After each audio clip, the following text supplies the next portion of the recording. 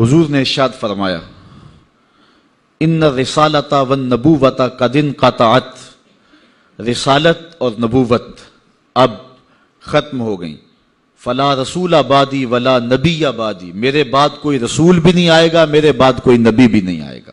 بہت سارے لوگ مختلف زمانوں کے اندر نبوت کے دعوے کرتے رہے اور اپنے انجام بد کو پہنچتے رہے، اور سب سے بڑا فتنہ جو پیدا ہوا وہ قادیان کا دجال مرزا قادیانی۔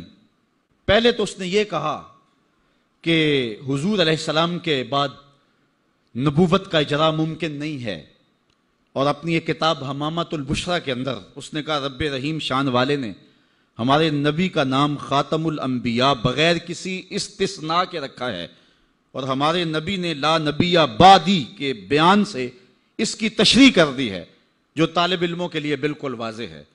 یہ اس نے اپنی کتاب حمامۃ البشریٰ کے اندر لکھا۔ اس وقت تک اس کا پروگرام نہیں تھا کہ میں نے نبوت کا دعویٰ کرنا ہے۔ بعد میں آپ کی سیالکوٹ کی کچہری میں ہی وہ ملازم تھا، اور میں اگر تاریخ کے ابواب کھولوں تو بات لمبی ہو جائے گی۔ کچھ لوگوں کا انٹرویو ہوا، وہ کامیاب ٹھہرا، اور پھر اس نے پہلے راستہ ہموار کرنا شروع کیا، اور پھر ایک دن اس نے کہہ دیا کہ بعثنی اللہ علی راس المئۃ لأجدد الدین، اللہ نے مجھے صدی کے سر پہ مبعوث کیا ہے کہ میں دین کی تجدید کروں، مجدد بن بیٹھا۔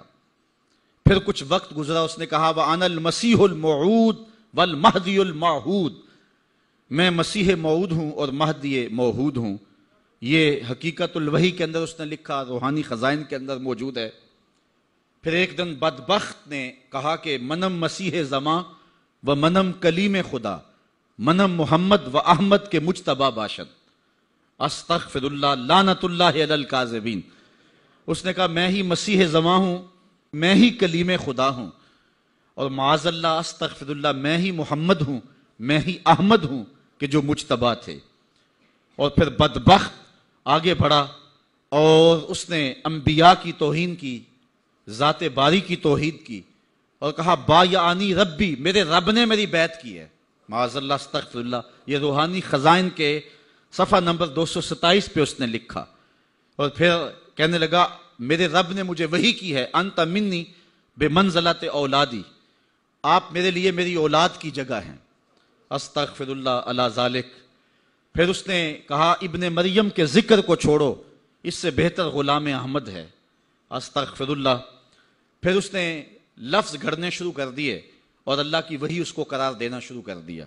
میرے پاس اتنا وقت نہیں ہے کہ اس کے حفوات اور اس کی بکواسات کو آپ کے سامنے رکھوں، لیکن جو اس نے وحی کے نام سے لوگوں تک پہنچایا وہ گالیاں تھیں، وہ لغویات تھے، وہ الوہیت کی توہین پر مشتمل باتیں تھیں، انبیاء کی توہین تھی، صحابہ اور اہل بیت کی توہین تھی، اور تضادات پر مشتمل باتیں تھیں۔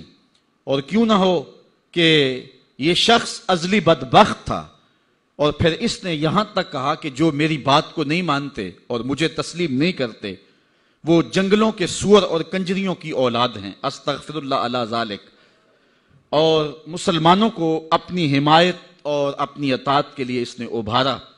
جو زر پرست لوگ تھے وہ اس کے پیچھے لگ گئے، چونکہ جن کے مفادات اور مرزا قادیانی کے مفادات سانجے تھے تو انہوں نے اس کے پیچھے لگنا ہی تھا، چونکہ مرزا قادیانی جو ہے یہ انگریز کا لگایا ہوا پودا ہے۔ مختلف ویب سائٹس پر اسلام کے نام پر مرزائی آج بھی سرگرم عمل ہیں۔ اللہ تعالیٰ جل شانہ نے ہمارے علماء کو یہ توفیق نصیب فرمائی کہ وہ پوری قوت کے ساتھ ان کے مقابلے کے اندر نکلے۔ پیر سید جماعت علی شاہ رحمۃ اللہ تعالی علیہ، آپ نے فرمایا ان قریب ذلیل ہو کے مرے گا، پھر جہاں مرا آپ کو پتہ ہے، گندگی میں لتھڑا ہوا تھا، تڑپتا ہوا مرا۔ اللہ تعالیٰ جل شانہ نے علماء کو طاقت دی، انہوں نے ناطقہ بند کر کے رکھ دیا۔ پھر جب پاکستان بنا تو سب سے زیادہ جن لوگوں نے مخالفت کی پاکستان کی وہ مرزائی تھے، پاکستان کے حق میں انہوں نے ووٹ نہیں دیا۔ آج بھی جو ربوے میں دفن ہوتے ہیں وہ امانتاً دفن ہوتے ہیں، ان کا عقیدہ ہے کہ پاکستان ٹوٹ جائے گا اور ہمیں اٹھا کر کے جو ہے وہ قادیان میں دفن کیا جائے گا، یہ وصیت کر کے وہاں دفن ہوتے ہیں۔ جب بھٹو کا دور آیا 74 کے اندر نشتر کالج کے کچھ طلبہ مری جا رہے تھے، ربوے سے گزرے تو مرزائی غنڈوں نے ان کو جو ہے وہ سب و شتم کیا اور غوب و زود کیا، ان کو مارا، زخمی کر دیا۔ تو تحریک پھر دوسری بار جو ہے وہ مرزائیت کے خلاف اٹھ کھڑی ہوئی، جو کراچی سے خیبر تک پورے بانکپن کے ساتھ چلی۔ اللہ تعالیٰ رحمت نازل کرے علامہ نورانی کی قبر پہ۔ انہوں نے علماء کے دستخط کے ساتھ جو ہے وہ اسمبلی کے اندر درخواست جمع کروائی مرزائیوں کو اقلیت قرار دینے کے لیے، قرارداد پیش کی، اور پھر کیا ہوا، 3 مہینے کی مسلسل محنت۔ علامہ سارا دن اسمبلی کی کاروائی میں رہتے اور راتوں کو دور دراز علاقوں کا سفر کرتے اور جلسے کرتے اور ختم نبوت پر جو ہے وہ لوگوں کو ابھارتے، اور پھر مرزائیوں کو بھی بلایا گیا، صفائی کا موقع دیا گیا۔ پھر ایک وقت آ گیا کہ حکومت مجبور ہو گئی۔ مسٹر بھٹو علامہ نورانی سے کہنے لگے، نورانی صاحب یہ تو مدارس کے دارالافتاء کا مسئلہ ہے جو آپ اسمبلی میں لے آئے، یہ تو علماء کا کام ہے کہ کون کافر ہے اور کون مومن ہے، تو آپ اس کو اسمبلی کے فلور پہ لے آئے ہیں تو اس کو مدارس میں حل کرنا چاہیے تھا۔ تو حضرت علامہ نورانی نے جو جواب دیا وہ بڑا خوبصورت تھا۔ فرمانے لگے، بھٹو صاحب مجھے ایک بات بتا دیں، آپ منتخب وزیر اعظم ہیں، اگر آپ کے مقابلے میں کوئی کرسی بچھا کے بیٹھ جائے تو آپ اس کے بارے میں کیا رائے رکھتے ہیں؟ تو بھٹو کہنے لگا، یا وہ باغی ہے یا وہ پاگل ہے۔ تو کہا، بھٹو صاحب وزارت کی کرسی چھوٹی ہے، ختم نبوت کی کرسی بڑی ہے، اب جو کہتا ہے میں نبی ہوں ماننا پڑے گا، یا پاگل ہے یا باغی ہے۔ پھر وہ وقت آیا، 7 ستمبر کی شام تھی کہ اسمبلی کے فلور پر جدھر دیکھتے تھے نعرہ رسالت اور نعرہ توحید اور ختم نبوت زندہ باد کے نعرے ہی گونج رہے تھے۔